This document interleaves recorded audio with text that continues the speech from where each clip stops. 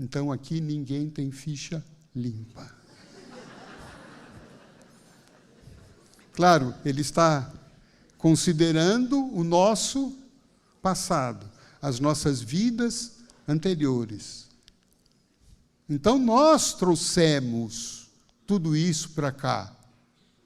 E o nosso trabalho hoje não será, nesta encarnação, acabar com tudo isso. Provavelmente será um esforço inútil. O nosso trabalho é, segundo Kardec, segundo Chico Xavier, trabalhar para não deixar que essas trevas que existem nos dominem. Vamos pensar no exemplo. Vamos imaginar, por exemplo, que num relacionamento um dos parceiros seja ciumento. Tirar a água daqui ou... Seja ciumento. Vamos imaginar que a mulher na relação seja muito ciumenta. Aquele ciúmes possessivo. E aí, obrigado.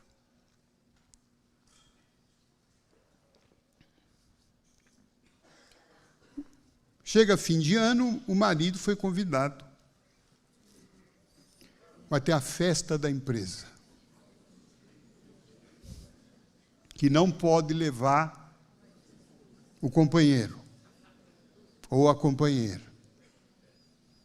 Então, você imagine a hora que ela soube, o ciúme já apitou, subiu. Qual é a proposta de evolução espiritual para ela? Controle o seu ciúme.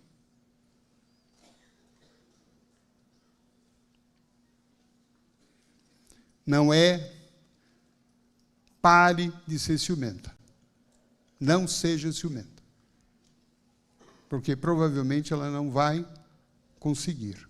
Porque tudo aquilo que a gente rejeita, que a gente sufoca, cresce. A psicologia de Jung diz isto. Então, como é que ela pode fazer? Ela deve chegar para o marido e dizer: meu bem, você vai ter aquela festa, né? Eu, no fundo, estava louca para que você não vá. Mas você sabe que eu sou ciumenta. Mas eu não quero que você deixe de ir.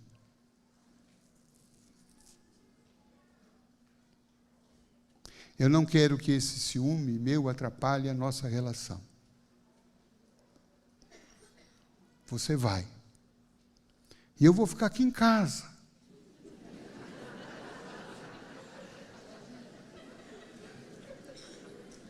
Orando.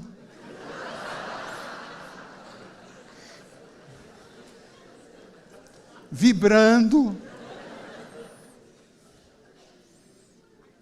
Esperando. Mas você vai. E se você puder, de hora em hora, manda uma mensaginha para mim. Manda uma foto com quem você está. Mas você vai. E ele vai. Ela sente o ciúme. Mas ela o quê? Controla. Isto é uma transformação moral, espiritual possível. Se falar para ela, não seja ciumenta, não vai dar. Então, ela aceita o que ela tem.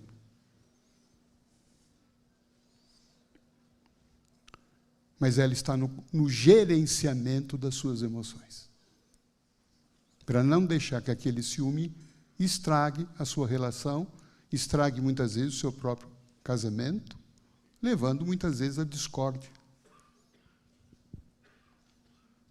Se ela deixa que o seu ego ciumento se manifeste livremente como um cavalo selvagem no pasto, a gente sabe que vai ter confusão, briga antes, durante e depois.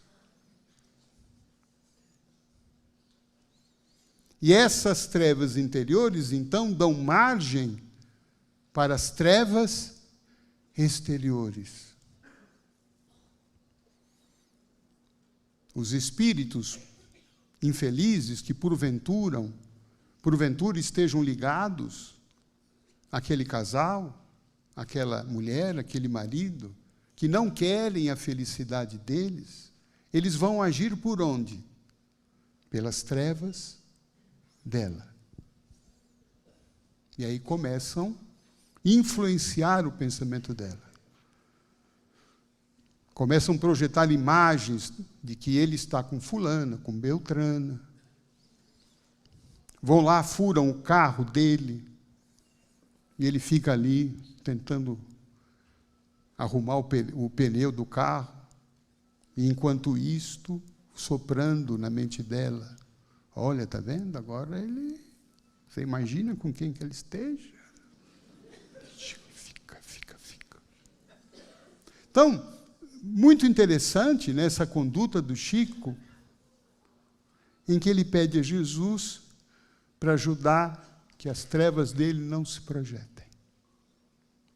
Nós, geralmente, nas nossas preces, nós estamos pedindo o quê? Estamos pedindo que Jesus, que as trevas dos outros não me prejudiquem. A gente tem medo do mal olhado, tem medo da magia negra, está preocupado com o ciúme do outro, com o pensamento negativo do outro. Tudo isso existe, sem dúvida alguma. Mas como é que isso me afeta? Afeta por aquilo que encontra em mim de semelhante. É a lei da ressonância. Então, na medida em que eu começo a controlar, a domar, a não deixar que as minhas paixões me dominem, então, automaticamente, eu vou me imunizando contra as trevas que vêm do mundo exterior. Ficou claro isso? O que mais Chico pede? Jesus, que a tua inspiração me ajude hoje nas decisões que eu tenho que tomar esse dia. Formidável, né? Ele não pede para Jesus apenas, Jesus, me proteja nesse dia. Não. Ele está se autoeducando, essa prece é uma autoeducação espiritual, quando ele diz, Jesus, que eu esteja atento a agir de acordo com aquilo que você me ensinou. Porque Jesus não é só o Salvador, não é aquele que apenas deve aparecer no momento que eu estou em dificuldades. Ele é o mestre que nos ensina a viver. O Evangelho é o maior compêndio de vivência na nossa vida. Mas, geralmente, a gente vai consultar somente depois que o problema se instalou. Vamos imaginar, por exemplo, que a gente foi ofendido, gravemente ofendido. Estamos com uma mágoa, estamos com rancor, estamos com ódio, estamos sendo dominados por esse sentimento de rancor. Não sei se isso acontece com vocês. Quem é que dificilmente a gente chega em Jesus e fala, Jesus, o que eu faço com essa minha mágoa? Porque se fizer essa pergunta, provavelmente já sabe a resposta. O que vocês acham que é a resposta? O que é que Jesus diria?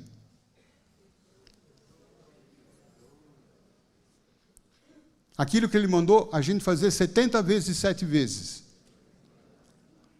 Perdoar. Concorda? Quem aqui tem alguma coisa a perdoar? Levante a mão.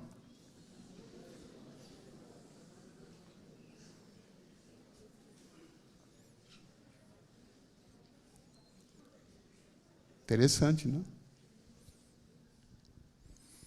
Mas a gente, para esse Jesus que é mestre, a gente não dá muita atenção. A gente gosta do Jesus que cura. A gente gosta mais do Jesus que vem, põe a mão e livra a gente dos nossos problemas, conserta a nossa vida. Claro que esse Jesus existe, mas isso é reduzir Jesus a um aspecto muito pequeno da missão dele, da grandeza dele. Porque de todos os títulos que falaram sobre Jesus, um só ele admitiu, ele chamou para si, que é o título de mestre. Ele disse, mestre eu sou. Então, se ele é o mestre, nós somos os discípulos. E o discípulo deve seguir o seu mestre. Mas a gente não dá muito bola. Ah, esse negócio de perdoar, isso é para espírito evoluído. Não é isso que a gente diz? Eu tenho sangue nas veias. Eu tenho sangue espanhol correndo.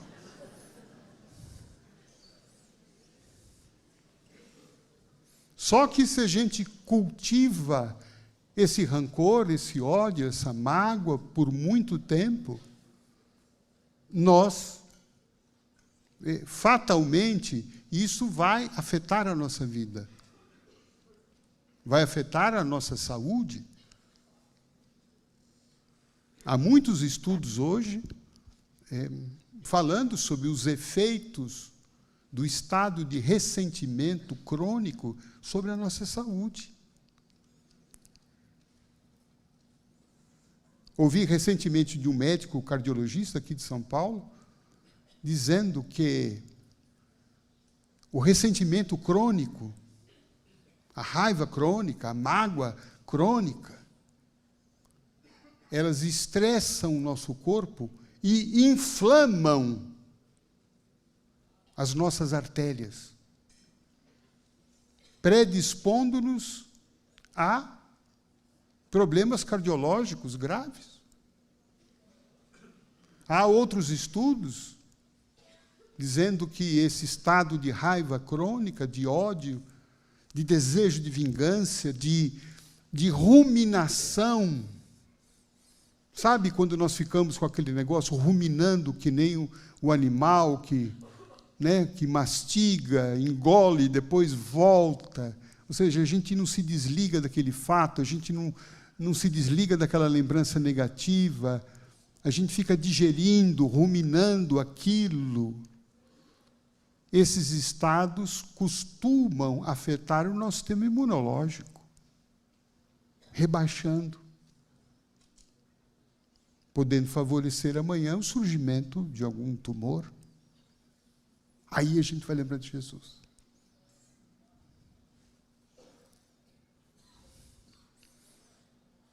E quando a gente se lembra dele, eu tenho certeza que ele vai nos ajudar. Mas ele talvez diga algo assim, puxa vida, eu te falei lá atrás que era melhor perdoar.